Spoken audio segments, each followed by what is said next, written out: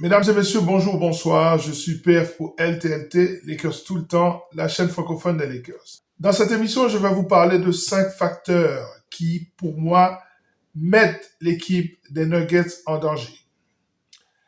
5 facteurs offensifs, 5 éléments offensifs qui, à mon sens, sont déterminants. En tout cas, sont très intéressants pour penser à une victoire des Lakers. En tout cas, pour que les Lakers fassent en sorte que cette série soit une série très disputée.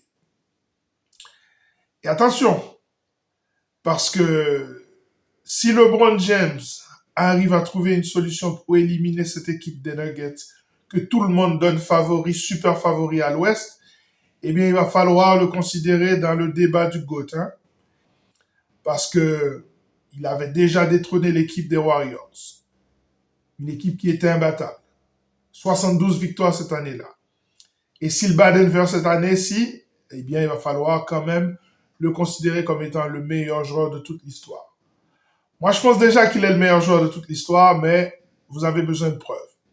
Eh bien, ça se joue maintenant.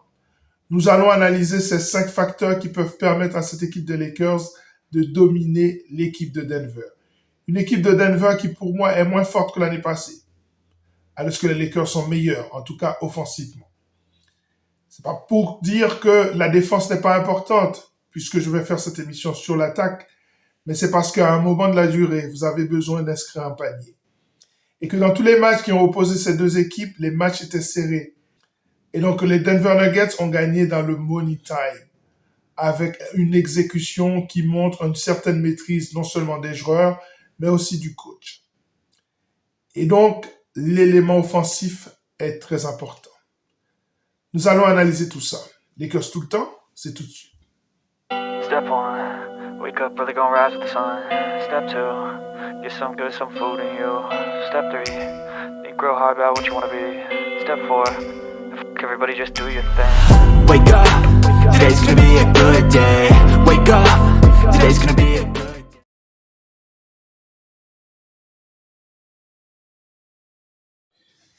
Le premier élément, c'est la fraîcheur physique. Pour une équipe qui est menée par une superstar de bientôt 40 ans, eh bien, avoir un jour supplémentaire de récupération, c'est tout bénef. Surtout que certains de ces matchs se joueront en altitude à Denver. Lors de la finale de conférence, il n'y avait qu'un seul jour de récupération entre chaque match. Lors de cette série, il y aura 2 jours de récupération. Et ça peut faire sa différence, puisque vous savez que les Lakers étaient en train de dominer les Nuggets lors du 4e match notamment, mais que les Lakers ont perdu à cause de l'énergie. On sait que le King n'avait plus rien dans les baskets, et bien à ce moment-là, c'était compliqué pour les Lakers de pouvoir arracher une victoire face à cette équipe des Nuggets qui était, vous le savez, qui va finalement remporter le titre NBA. Donc le premier facteur à ne pas sous-estimer, c'est la fraîcheur physique. Et avoir les Denver maintenant plutôt que plus tard, c'est beaucoup mieux.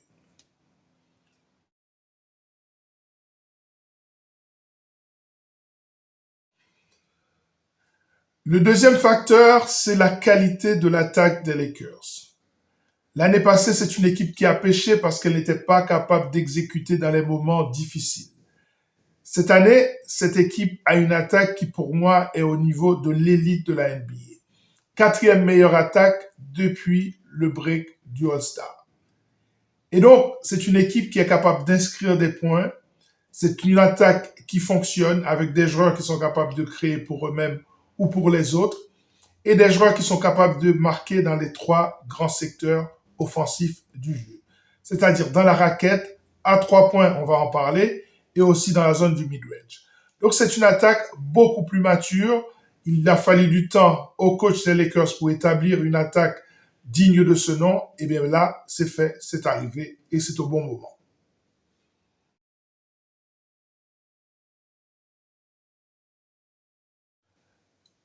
Ça nous ramène au troisième facteur. Le troisième facteur, c'est que cette équipe des Lakers est la meilleure de la NBA depuis le break du All-Star au niveau du clutch time. C'est-à-dire au moment où il reste peu de temps à jouer et quand il y a très peu de points de différence entre les deux équipes. quand les matchs sont serrés, les Lakers sont la meilleure équipe en NBA pour trouver une solution pour gagner le match. Et ça, une fois qu'on arrive en playoff, ça fait une identité et c'est une identité gagnante. Donc le côté clutch de cette équipe des Lakers, c'est un facteur très important, surtout face à une équipe de Denver qui, elle, va exécuter à la perfection, on le sait, avec Jokic et avec Jamal Murray.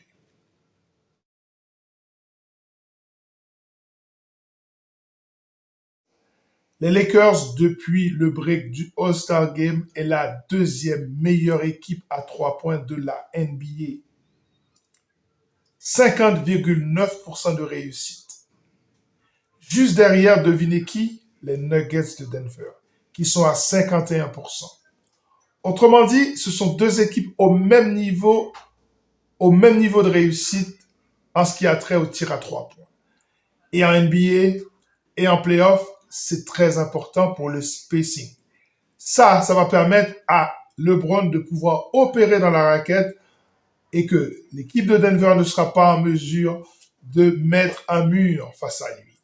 Avoir des tireurs, avoir des Taurean Prince, des Rui Hachimura, D'Lo ou encore Austin Reeves qui rentrent leur tir extérieur, ça change la vie d'Anthony Davis à l'intérieur et le style de LeBron James, le drive aussi va bénéficier de cette réussite à 3 points.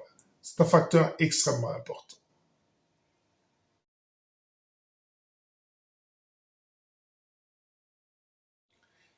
Le dernier et cinquième élément, c'est l'identité des Lakers même. C'est-à-dire le fait d'inscrire des paniers à l'intérieur.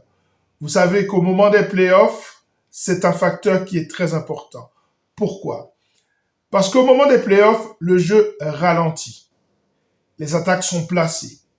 Et à ce moment-là, la capacité à inscrire des paniers faciles ou à l'intérieur, ça facilite l'attaque de l'équipe. Et ça met la défense adverse sous pression systématiquement. Donc, la capacité pour les Lakers à inscrire 55,6 points à l'intérieur de la raquette, juste derrière Indiana, eh bien ça, c'est un élément très important face à Denver. Pourquoi? Parce que cette équipe des Nuggets doit être épuisée par l'attaque des Lakers. Il faut que les Lakers jouent vite et surtout, il faut qu'ils fassent défendre Jokic et aussi Jamal Murray.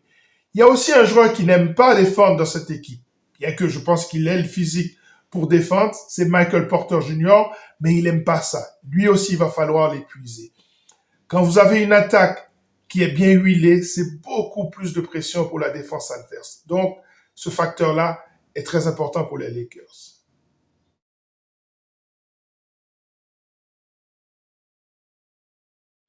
Voilà, ça est terminé pour cette émission consacrée à ces 5 facteurs qui peuvent permettre à cette équipe des Lakers de faire un upset historique.